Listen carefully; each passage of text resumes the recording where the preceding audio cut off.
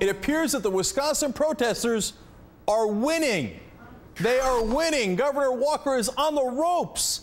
We've been waiting for polls to come out in Wisconsin, and now they are in, and they are really bad for Walker. Now, a recent Rasmussen poll, now they tend to lean Republican, and even they show that Governor Walker is in trouble. It said that 57% of Wisconsin voters disapprove of his job performance. And another poll of Wisconsin voters shows that just 43% of people have a favorable view of Governor Walker, whereas 53% have an unfavorable view.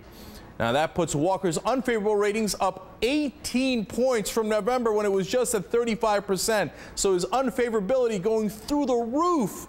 And when you get more specific with the voters, it just gets worse for Governor Walker.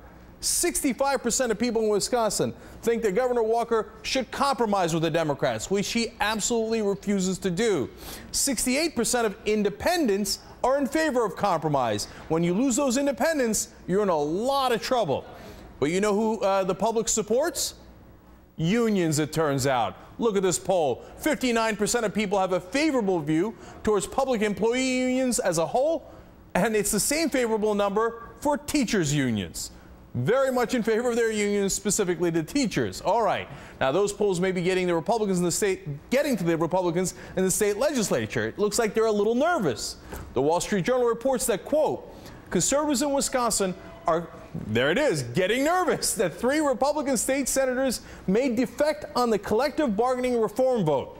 They may defect. They're on the ropes. God, you stood out there for so long in the cold, in the winter, in the snow. But look, it's paying off. The people are on your side. Stay strong. Now, meanwhile, the Senate Democratic leader shot down a report that some of his own members, who are hiding out in Illinois, of course, would return to Wisconsin. Although Democrats did once again reach out to Governor Walker, offering to negotiate with him at the Illinois state line, which is unique, interesting. It's a fair offer. And guess what Walker did with it?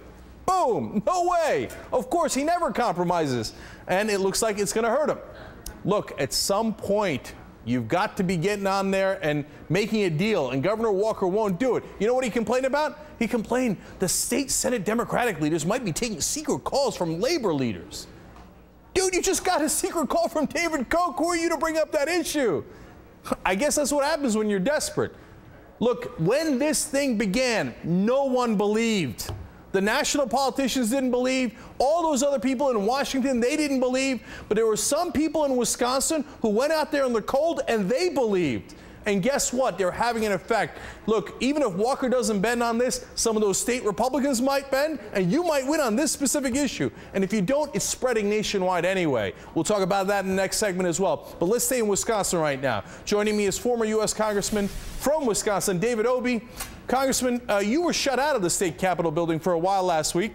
What was your reaction to that? What's your reaction to Governor Walker and the stance that he's been taking? Well, there's no question that Governor Walker has been hurt substantially by his actions and by his stubborn refusal to compromise. But the real injury is to this state. The governor began his term by talking about making Wisconsin open for business and attracting jobs to Wisconsin. No thoughtful businesses are going to try to come to a state where you have the kind of turmoil that we've exhibited the last 3 weeks. This is a very serious matter that not only impacts the future of a few politicians, but it really has a huge negative effect on the entire state. If the governor cares about this state and cares about future economic growth and labor peace in this state, he will find a way to overcome his instincts and compromise. If he doesn't, I'm convinced after being, I was in places like Luck, Spooner, Rice Lake, not exactly hotbeds of union activity. But I'm telling you, I've never seen crowds like that before. And it is apparent to me that if the governor does not engage in meaningful compromise, he will be recalled. Because when you go after the juggler and try to put workers out of business, that is when they will mean business in the way they respond. Whoa, you just said recalled. Really? Do you think the governor, I mean, not only will not win re-election, you think there's some chance he's going to get recalled? re-election is 4 years away. And I frankly dislike intensely the idea of recalls, whether it's for state legislators or for governors.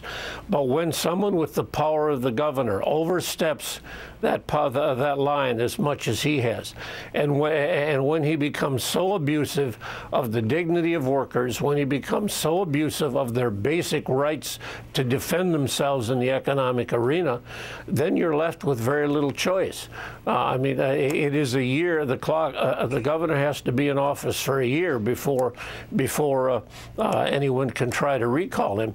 But the fact is that if the governor still has the possibility of defusing this, but if he doesn't use this opportunity to provide meaningful compromise rather than insisting on abject surrender from the Senate 14, the Wisconsin 14, then I think it's pretty clear to me that you will have stirred up the kind of anger that will be long-standing, and I think the governor will wind up being one of the principal political victims. Congressman, for the 14, the Wisconsin 14 that are outside right now in Illinois, they have no incentive to come back in, do they? I mean, because if you think about it and you look at those polls, my God, the people are on their side. If they now surrendered for no apparent reason, that would be really, I think, dispiriting to the people that were protesting out there for such a long time, especially when it looks like the people of Wisconsin have their back. So it doesn't seem like that's going to be the issue. Is it the Republican state senators that have to say at some point, hey, I don't care what Walker's doing, I got to keep my job, I'm going to get thrown out here? I think that there is a strong incentive for those 14 Democrats to come back to Madison because they want to move forward and do things that are constructive for the state of Wisconsin. But right now they've been given no choice because every time, and I've talked to the state senators numerous times every day since this has started, and I know that they have tried again and again to try to look for common ground with the governor, but every time that something gets put on the table, it winds up being yanked. The governor holds a nasty press conference. The Speaker of the House or the Majority Leader, the Fitzgeralds, put out nasty, ridiculing letters. People should be looking for ways to cool it and work this out rather than escalating the anger, which is what the governor is doing by his stubbornness. Right, but he'd be crazy to give in to that stubbornness. I mean, the Wisconsin 14, if Governor Walker gives no concessions, they can't possibly come back, can they? Those 14 members of the Senate right now are heroes to the average working people in the state, because what workers tell me is it's been one hell of a long time since I've seen some politicians really stand up for workers and mean it, and these people are demonstrating that they mean it, and people are both surprised and extremely pleased by the fact that they've shown the guts that they've shown. And are you proud that this seems to be spreading throughout the country, fighting back, and now it looks like some governors, Republican governors, are stepping back and saying, whoa, whoa, whoa, I don't want any part of this fight? I'm proud of the fact that you had in Wisconsin people finally say they were mad as hell and they're not going to swallow it anymore. I mean, it is one thing to suggest to workers that they need to cut back their wages or the health coverage in order to help the state budget. They've already, those public employees have already said they're willing to do that.